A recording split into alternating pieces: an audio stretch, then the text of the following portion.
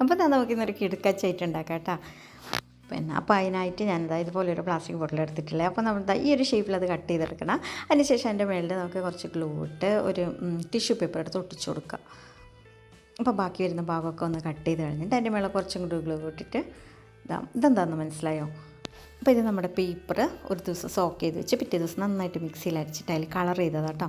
അപ്പോൾ അതിന് പിടിക്കാൻ വേണ്ടിയിട്ട് കേട്ടോ ആദ്യം ടിഷ്യൂ പേപ്പർ ഒട്ടിക്കുന്നത്. അപ്പോൾ ഇത് നന്നായിട്ട് ഒരിക്കലും നന്നായിട്ട് ഇതൊന്ന് ഉണങ്ങാൻ വെക്കുക.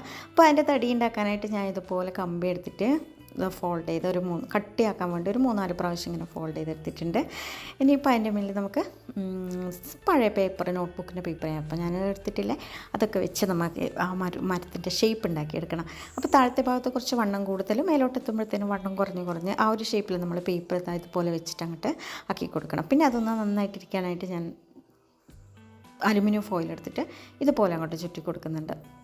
അപ്പോൾ ഇത് നന്നായിട്ട് അവിടെ ഇരുന്നോളും. അപ്പോൾ ഇതിന് മേളിൽ കളറടിക്കുമ്പോൾ നിൽക്കാനായിട്ട് കുറച്ച് ബുദ്ധിമുട്ടായിരിക്കും. അപ്പോൾ അതുകൊണ്ട് ഞാൻ നമ്മുടെ ഈ കടയിൽ നിന്നൊക്കെ വാങ്ങുമ്പം ബേക്കറിയിൽ നിന്നൊക്കെ കിട്ടുന്ന പേപ്പർ പാക്കറ്റില്ലേ, അപ്പോൾ അതെടുത്തിട്ട് ഞാനിത് ഇതുപോലെ എൻ്റെ മേളിൽ ഒട്ടിച്ചു കൊടുക്കുന്നുണ്ട്.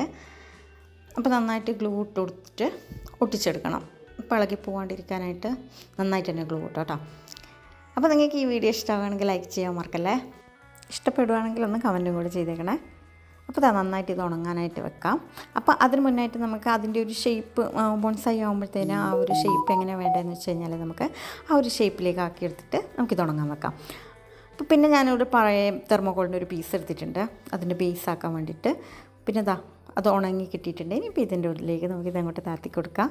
പിന്നെ അതിൻ്റെ താഴത്തെ ഭാഗത്ത് ഇതുപോലെ ഒന്ന് അപ്പുറത്തോട്ട് ഇപ്പുറത്തേക്കും ജസ്റ്റ് ഒന്ന് പ്രസ് ചെയ്ത് കൊടുക്കുക. അപ്പോൾ അത് നന്നായിട്ട് അവിടെ ഫിക്സ് ആയിക്കോളും.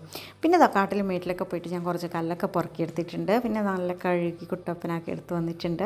ജസ്റ്റ് അതിനൊരു ഭംഗിക്ക് വേണ്ടിയിട്ട് നമുക്കിവിടെ ഇതുപോലെ അങ്ങോട്ട് വെച്ചിട്ട് ഒട്ടിച്ചെടുക്കാം. നിങ്ങളുടെ ഇഷ്ടത്തിനനുസരിച്ച് ഒട്ടിച്ചെടുക്കുക. പിന്നെ കുറച്ചും കൂടി ഭംഗി കൂട്ടാനായിട്ട് നമുക്ക് വേണമെങ്കിൽ കുറച്ച് കളറും കൂടെ ചെയ്ത് കൊടുക്കാം.